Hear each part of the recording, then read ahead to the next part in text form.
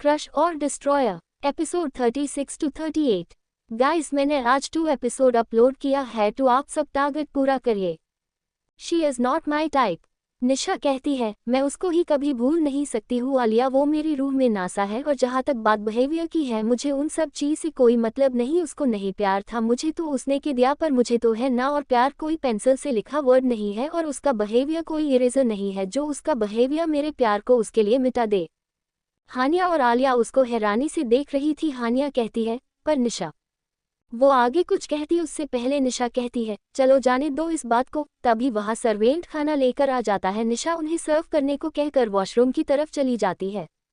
वो मिरर में अपना चेहरा देखती है और एक बार फिर उसको सब याद आ जाता है कि आज पूरे दिन किया हुआ था। एक बार फिर उसके आंखों से आंसुओं की बरसता हो जाती है। वो अपने मुंह पर हाथ रख के रो रही थी कि सुन ना ले कहीं। फिर वो उठकर अपने फेस को अच्छे से धोती है, फिर बाहर जाती है। वो पूरी रात निशा नहीं सोई नहीं थी। आलिया और हानिया काफी देर तक जगे थे, फिर उनकी आंखें भी भरी हो गई और वो दोनों नींद की अंगोश में चले गए। पर निशा को आंखों में नींद कोसों दूर थी, वही साइम के घर पर। हारून आमान को घर लेकर आ गया था। आमान काफी बार आलिया को कॉल करने का ट्राई कर चुका था, पर आलिया कॉल रिसीव नहीं कर रही थी। हारून आमान को देख रहा था, तभी वह पर हुमा भी आ जाती है। हुमा पूछती है, क्या है आमान, परेशान लग रहे हो? आमान कोई जवाब नहीं देता तो हारून हुमा से पूछता है, तुम ये कोई काम है क्या? हुमा कहती है, हाँ वो मैं निशा को कॉल करने की कोशिश कर रही कब से, पर वो रिसीव नहीं कर रही है। तो आप लोगों के पास अगर उनका कोई और नंबर है तो मुझसे शेयर कर दो। और हाँ, वो ये भी बताना था कि साइम। हुमा ने इतना ही कहा था कि साइम भी वहां आ जाता है। साइम को देखकर पहली बार आमान के आंखों में एक गुस्सा था। साइम को देख के लग रहा था कि जैसे आज कुछ हुआ ही नहीं है। वो बहुत चिल था। साइम कहता है, बात करनी है तुम दोनों से। आमान कहता है, हमें नहीं करना। ये कह वो वहां से जाने लगता है तो साइम उसका हाथ को पकड़ के वापस उसको उसके जगह पर खड़े करते हुए कहता है, ये क्या बिहेवियर है? आमान कहता है, वही जो तुम देख रहे हो। साइम कहता है, बिहेवियर सेल्फ आमान। आमान गुस्से में कहता है, हम सब तुम्हारे नौकर या फिर निशा नहीं है जो तुम्हारे अकॉर्डिंग बिहेव करे। साइम कहता है, क्या बकवास कर रहे हो? आमान कहता है, बकवास तो तुम करके आए हो आज। हारून बात बढ़ते देख कहता है, किसी और के लिए तुम लड़ क्यों रहे हो? आमान कहता है, पता है क्या आलिया ठीक की रही थी, तुम सब सेल्फिश हो। हारून तुम कहते हो किसी और लिए की लड़ रहे हैं, आज शायद तुम सबको सेल्फिशनेस की वजह से कि लड़की का पूरा बिहेवियर चेंज हो गया। आलिया मुझे दूर हो गई। आमान बहुत गुस्से में थे। वो साइम का कॉलर पाकर के कहता है, अगर मेरी आलिया मुझसे दूर हुई साइम तो याद रखना मैं अपनी पूरी जिंदगी तुम्हें माफ नहीं करूंगा। साइम गुस्से में उसको धक्का दे देता है और कहता है, तुम पागल हो चुके हो एक लड़की के लिए। आमान खुद को संभाल नहीं पता, वो बिल्कुल खुद को टूटा हुआ महसूस कर रहा था। वो अपना सर पकड़ के घुटनों के बल बैठ जाता है और रोने लगता है। साइम, हारून और हुमा डर गए थे। आमान एक शांत और स्ट्रॉन्ग पर्सनालिटी का इंसान था, उसको रोते हुए इन्होंने पहले कभी नहीं देखा था। वो सब आमान की तरफ जाते हैं और आमान को खड़ा करते हैं। साइम उसको गाले लगा लेता है। आमना रोते हुए कहता है, मैं नहीं खो सकता यार उसको, मुझे अपनी जिंदगी मुश्किल लगती है, उसके बिना मुझे मेरी जिंदगी बेवजूद लगती है। हारून उसको कहता है, चुप हो जाओ तुम, पहले सही वक्त आने दो, वो तुम्हारे पास होगी, पर अभी हिम्मत रखो। साइम आमान के गर्दन के पीछे के नस को प्रेस कर देता है, जिससे आमान फौरन बेहोश हो जाता है। हारून उसको बेड पर लेटा देता है। हुमा पूछती है, ये सब क्या हो रहा है, कोई मुझे बताएगा? साइम हुमा के सर को सहलाते हुए कहता है, तुम जाओ अपने कमरे में आराम करो। हुमा जानती थी वो साइम की बात नहीं टाल सकती, इसलिए वो चली जाती है। साइम हारून की तरफ मूर्त है। हारून परेशान था। साइम कहता है, हारून मैं आउट ऑफ कंट्री जा रहा हूँ। हारून हैरानी से कहता है, पर क्यों? साइम कहता है, वसीन्स को इंटरनेशनल मार्केट में एक्सपेंड करना चाह रहा हूँ और आगे की फर्दर स्टडीज वहीं से कंप्लीट कर लूँगा। फिर वो थोड़ा रुककर कहता है, और वहाँ अंडरवर्ल्ड में आना चाहता हूँ, वहाँ की कुछ पावर ऑक्यूपाइड करूँ ये सोचा है। हारून हाँ में सर हिला देते हैं और कहता है, कब जा रहे हो? साइम कहता है, कल। हारून कहता है, इतने जल्दी? साइम कहता है, हाँ तुम यहाँ की सिचुएशन देख लेना और निशा वाली बात को भी हो सके तो सॉल्व कर दो, और आमान जैसा चाहता है वैसा ही हो। हारून कहता है, क्या तुम सच में उसे प्यार नहीं करते हो? साइम कहता है, क्या तुम्हें डाउट है? हारून कहता है, वो अच्छी लड़की है, उसका फैमिली बैकग्राउंड भी अच्छा है, प्लस वो तुम्हारी बेस्ट फ्रेंड है, अंडरस्टैंडिंग अच्छी है तुम दोनों की। साइम कहता है, she is not my type. इतने कहकर साइम वहां से चला जाता है। हारून अपना फोन निकलकर किसी को कॉल करता है। वो इंसान कॉल नहीं रिसीव करता तो वो उसको मसाज करता है और फ्रेश होने चला जाता है। आज का दिन उसके लिए भी बहुत हैक्टिक था, अब उसको आराम चाहिए था। क्या सच में साइम चला जाएगा? क्या साइम कभी समझ पाएगा अपनी फीलिंग्स को? निशा के लिए आखिर क्या खेल खेल रही है कुदरत? निशा और आमान की जिंदगी के साथ क्या मिल पाएगा इनको? इनका प्यार ये रह जाएगा अधूरा? जानने को लिए पड़ते रहे क्रश और डिस्ट्रॉयर। बचपन की याद। वही दूसरे दिन निशा पूरी रात नहीं सो पाई थी। वो अपना फोन उठा कर देखती है तो उसमें हारून का मैसेज था, आज मिलना है तुमसे 2 बजे, ओके। निशा बस ओके में रिप्लाई कर देती है। निशा आलिया और हानिया को घर भेज देती है क्योंकि उनके घर से भी बार बार कॉल आ रहे थी। साइम सुबह के 9 बजे ही निकल जाता है। उसके लिए 2 बजे हारून वहां आ जाता है जहां निशा को मिलने को बुलाया था। निशा भी आ जाती है। थोड़ी देर में वो एक रेस्टोरेंट था। निशा हारून के सामने बैठी थी। निशा ने ट्राउजर पर हुडी पहन रखा था और गॉगल्स लगाया हुआ था। उसने जैसे ही उसने अपना गूगल्स उतारा हारून देख सकता था निशा की आंखों में स्वेलिंग थी और वो पूरी रेड थी। निशा के आंखों के नीचे डार्क सर्कल्स भी दिख रहे थे। हारून कहता है, तुम ठीक हो? निशा बस हाँ में सर हिला देती है। हारून कहता है, जो भी कुछ है उसके लिए आई एम सॉरी। निशा कुछ नहीं कहती तो हारून आगे कहता है, साइम की नादानी समझकर उसको कल के लिए माफ कर देना। निशा उसको देखती है और फिर बहुत शांत आवाज में कहती है, मैं उससे नाराज नहीं हूं तो माफी को गुंजाइश पैदा नहीं होती। हारून उसको कंफ्यूजन में देखकर कहता है, क्या तुम अब भी उससे प्यार करती हो? निशा वाई शांति से कहती है, he'll always be my favorite incomplete wish। हारून हंसते हुए कहता है, सच में प्यार इंसान को पागल कर देता है। तुमने और आमान ने ये साबित कर दिया। आमान का नाम सुनकर निशा उससे पूछती है, आमान नहीं दिखा मुझे? ये सुनकर हारून उसको रात हुई सारी बात बता देता है। निशा को बहुत बुरा लग रहा था, उसके वजह से आमान को भी कितना सफ़र करना पड़ा। तभी हारून को कुछ याद आता है तो वो कहता है, निशा एक बात बतानी थी। ये कहकर वो चुप हो जाता है। फिर थोड़ा रुककर वो आगे कहता है, वो साइम आउट ऑफ कंट्री चला गया है बसीन्स और स्टडी के लिए। ये सुनकर निशा के हाथ काम से जाते हैं। वो आगे कुछ नहीं कहती, बस वहां से फौरन निकल जाती है। हारून वहीं पर बैठकर निशा को जाते देख रहा था। वो खुद से बातें करते हुए कहता है, साइम तुमने एक ऐसी लड़की खो दी है जो तुमसे इतना प्यार करती है। पता नहीं तुम्हें माही रियलाइज होगा कि नहीं। वही अमान एक गार्डन में बैठा था। हाँ, उसको याद था, ये वो गार्डन था जहाँ वो आलिया से मिला था तकरीबन 10 साल पहले। तकरीबन 7 से 8 साल का एक लड़का जो वहाँ के गड्ढे में गिर गया था और एक लड़की जो 6 से 7 साल को थी। वो वाइट कलर के फ्रॉक में और बालों में हेयर बैंड लगाया उसे तरफ आ रही थी। जब उसने किसी लड़के को गड्ढे में गिर देखा तो बहुत मासूमियत से कहा, आप अंदर क्यों सोकर है? क्या अपनी मम्मी ने आपको पनिशमेंट दी है? वो लड़का जो कोई और नहीं आमान था, वो आपने अंकेहीन चोटी करके किया है। सुनने चोटी लड़की, परेशान मत करो जाइए से। ये सुनकर वो लड़की आपने गाले को गुब्बारे की तरह फूला कर कहती है, बुरे लड़के, गंदे लड़के, तुम छोटे हैं, मैं नहीं, मेरी मम्मी कहती है मैं बड़ी हो गई हूँ अब। आमान फ्रस्ट्रेटेड होकर कहता है, जाओ किसी को मेरी हेल्प के लिए बुला लाओ।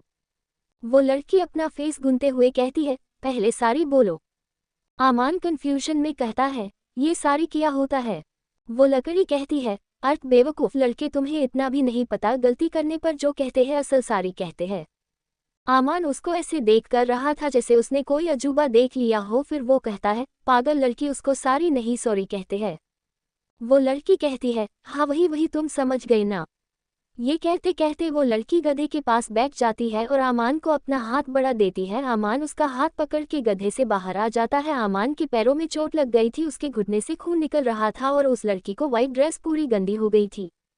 वो दोनों जमीन में बैठे थे। वो लड़की आमान से कहती है, तुम्हें चोट लग गई? आमान कहता है, ज्यादा नहीं लगी। वो लड़की कहती है, तुम बुरे इंसान हो, हैश कर बात नहीं कर सकते क्या? ये कह वो आमान का हाथ पकड़ उसको खींचने लगती है। आमान उसको कंफ्यूजन में देख के कहता है, क्या कर रही हो? वो लड़की कहती है, मैं तुम्हें वापस गधे में फेंकने जा रही हूँ। आमान को इस बार उस लड़की के बात पर हंसी आ गई। वो उसको बैठा कर कहता है, तुम अथवा अजूबा हो।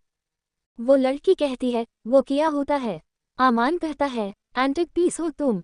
वो लड़की कहती है, अच्छा अच्छा, मेरे भाई भी मुझे एंटिक पीस कहते हैं, पर मैं तो इंसान ही, तुम सब बेवकूफ़ हो। आमान उस लड़की के सर पर हाथ रखते हुए कहता है, तुम यहाँ अकेले आए हो? वो लड़की अपना मुंह को बिगड़ते हुए कहती है, नहीं, मैं, मेरी मम्मी और भाई खो गई है, मिल नहीं रहे। आमान उसके सर पर एक तपली लगते हुए कहता है, बेवकूफ़ लड़की, वो नहीं, तुम खो गई हो। वो लड़की कहती है, अच्छा सच में क्या, अब तो भाई मेरी सारी चॉकलेट खा लेगा। ये कहते कहते वो लड़की जोर जोर से रोते हुए कहने लगती है, चॉकलेट मेरी प्यारी चॉकलेट, आई मिस यू। आमान अपने पेट पर हाथ रख के जोर जोर से हंसते हुए कहता है, सच तुम एंटिक पीस हो, कैसे झेलते हैं तुम्हारे घर पर सब तुम्हें। तभी वहाँ एक लेडी एक लड़के का हाथ पकड़ के आते ही कहती है, आलिया बेटा आप यहाँ क्या कर रही है, हम कब से आपको ढूंढ रहे हैं, चलिए। ये कह वो आलिया का हाथ पकड़ के उसको अपने साथ ले जाती है और आमान भी अपने पास से बाहर आ जाता है। शायद 10 साल हो गए थे इस बात के। आमान अपने पॉकेट से अपना फ़ोन निकल कर आलिया की पिक्चर देखता है। उसके वॉल पर उसकी और आलिया की साथ को एक पिक्चर लगी थी। वो आलिया को कॉल करता है पर जैसे कि उम्मीद थी आलिया उसका कॉल नहीं रिसीव करती। वो हताश हो गया था। क्या लगता है आगे लिया होगा। क्या जैसे आमान और आलिया का बचपन का कनेक्शन है, क्या वैसे ही हारून और हानिया का भी है। क्या यही से शुरू हुई थी आमान की दीवानगी को शुरुआत। क्या संभाल पाएगी निशा खुद को साइन के दूर जाने पर। जानने को लिए पढ़ते रहे क्रश और डिस्ट्रॉयर। एपिसोड 38। आफ्टर 4 years, 4 साल बाद एक ऑफिस के बिल्डिंग के बाहर जोर जोर से रूटिंग हो रही थी। Nishi Alia we want to meet you, ऐसी ही कई आवाजें गूंज रही थी। उसी बिल्डिंग के सबसे ऊपर मंजिल में एक केबिन में 3 लड़कियां बैठी थी। वो तीनों ग्लास के बने उस विंडो से नीचे से देख रही थी। वो तीनों लड़कियां और कोई नहीं, निशा, हानिया और आलिया थी। हानिया कहती है, कॉन्ग्रेचुलेशंस तुम दोनों की एक और अचीवमेंट ने हमारी कंपनी की नेटवर्थ और बढ़ा दी। एंटरटेनमेंट इंडस्ट्री में हमारी कंपनी नंबर 1 कंपनी है। आलिया कहती है, थैंक्स टू यू हानिया, अगर तुमने इस कंपनी को इतने मेहनत से नहीं संभाला होता तो ये सब कुछ नहीं होता। निशा अब भी चुप थी, फिर एक धीरे से कहती है, थैंक्स हानिया। हानिया कहती है, तुम्हें तो जाना था ना, आज तो एक इम्पॉर्टेंट केस के देखना था तुम्हें। निशा कहती है, थोड़ी देर में जा रही हूँ। थोड़ा रुक कर निशा आगे कहती है, हानिया आज तुम्हें एक शो में जाना था ना। हानिया कहती है, नहीं कोई बात नहीं, मैं माना कर दूंगी, आज तुम दोनों के लिए मूवी का ऑफर आया है और वो बहुत बड़े डायरेक्टर है, उनसे आज मीटिंग है, वो ज़्यादा ज़रूरी है। आलिया कहती है, जब तो तुम जाओ, आज मैं बिल्कुल फ्री हूँ तो इस मीटिंग को मैं हैंडल कर लूंगी। निशा कहती है, वो केस इतना भी जरूरी नहीं है, मैं भी रोक सकती हूँ। आलिया कहती है, नहीं नहीं तुम दोनों जाओ, आज मैं हैंडल कर लूंगी। हानिया कहती है, शो आलिया कर लोगी ना। आलिया आपन मुंह बनाकर और एक पेन हानिया की तरफ फेंक हुए कहती है, तुम्हें क्या लगता है मैं इरिस्पॉन्सिबल हूँ। हानिया धीरे से कहती है, लगता नहीं है, मुझे यकीन है कि तुम हो। आलिया हानिया की बात सुनकर उसको पकड़ने के लिए उसकी तरफ दौड़ती है और हानिया उससे बचने के लिए भागती है। दोनों पूरे ऑफिस में भाग रही थी और निशा उन दोनों को अपने शांत नज़र से देख रही थी। निशा कहती है, बहुत हो गया हानिया, तुम जाओ, लेट हो जाएगा, और आलिया तुम भी जाओ, डायरेक्टर आए होंगे। ये कहकर वो अपने फेस पर मास्क लगाकर वहां से निकल जाती है।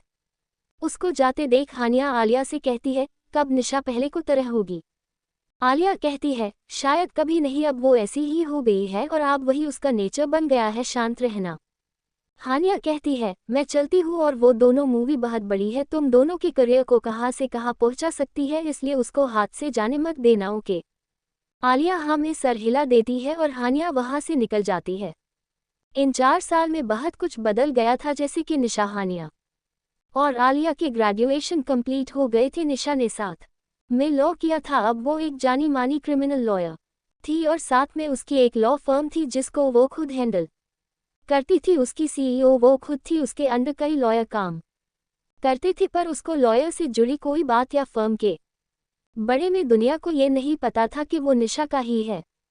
लोग ने उसका चेहरा नहीं देखा था। वो जब भी कोर्ट या फर्म जाती थी तो मास्क लगा कर जाती थी। उसको लोग बस सनशाइन कंपनी की ओनर और एक टॉप क्लास एक्ट्रेस है यही जानते थे। आपने कॉलेज के मिड में ही उसने और आलिया ने और हानिया ने मिलकर एक एंटरटेनमेंट कंपनी स्टार्ट की जिसका नाम सनशाइन थी, और साथ में ही निशा और आलिया ने एक्टिंग भी शुरू की थी। उनके एक्टिंग स्किल्स की वजह से उन्हें एक बाद एक बड़ी बड़ी मूवी मिलती गई। इस वजह से बहुत जल्द ही दोनों इंडस्ट्री की ग्रेट एक्ट्रेस बन गई। वही हानिया जिसने अपने कॉलेज की स्टार्टिंग में ही ईयर्स की तैयारी शुरू कर दी थी और वो अब एक ईयर्स ऑफिसर थी। उसने अपने स्किल्स, मेहनत और ईमानदारी की वजह से अपने देश की बहुत मदद की और साथ में वो सनशाइन कंपनी को भी हैंडल करती थी और अब वो एक जानी कानी चीफ थी। बहुत से इंटरनेशनल शो पर उसको जज करने के लिए बुलाया जाता था। उसके एक एक डिश की रेसिपी लाख रुपए में सेल होती थी। वही आलिया जो एक्टिंग करने में बहुत इंटरेस्टेड थी, इसलिए अनब ने एक्टिंग करने और सनशाइन कंपनी का सोचा था और उनकी सोच रंग लाई। उनकी कंपनी काफ़ी सक्सेसफुल हुई और साथ अब आलिया बहुत नदी एक्ट्रेस थी, ग्रेड की एक्ट्रेस थी अब वो। और साथ ही उसने अपनी सीए की पढ़ाई भी कॉलेज में शुरू कर दी थी और एक ही अटेम्प्ट के बाद उसने सीए क्लियर कर दिया था और वो एक बहुत बड़ी कंपनी में चार्टर्ड अकाउंटेंट थी और साथ ही सनशाइन कंपनी की ओनर थी वो। लेकिन इन सालों में कई और चीज़ बदली थी। इन लोगों ने अपने करियर में तो बहुत कुछ अचीव कर लिया था पर शायद बहुत कुछ खोया था। 4 साल पहले हुई हादसे के बाद आलिया ने दोबारा कभी आमान से बात नहीं निशा और हानिया के बहुत समझने पर भी, और वो सब अलग हो गए। आमना और हारून आला कॉलेज में चले गए और निशा आलिया और हानिया अलग, और उसकी दोस्ती का सफ़र वहीं पर ख़त्म हो गया था। आमना की कई कोशिश के बाद भी आलिया अपने जिद पर अटल रही। हारून ने हानिया से अपनी दूरी बना लो ये क्यों, ये बात किसी को नहीं पता। खुद हानिया भी समझ नहीं पाई थी कि क्या हुआ। बस हारून से उसने 1-2 बार कॉल करके बात करने की कोशिश की पर हारून ने उसको ब्लॉक कर दिया और उसको इग्नोर करना शुरू कर दिया। फिर हानिया ने भी बात करने की कोशिश करना बंद कर दिया।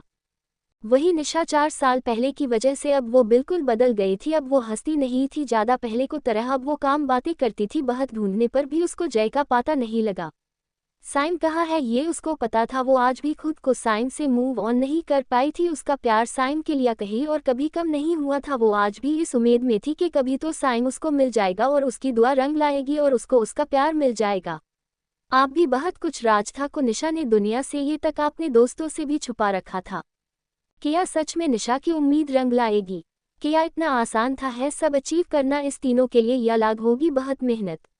आगे क्या होगा जानने को लिए पढ़ते रहे क्रश और डिस्ट्रॉयर।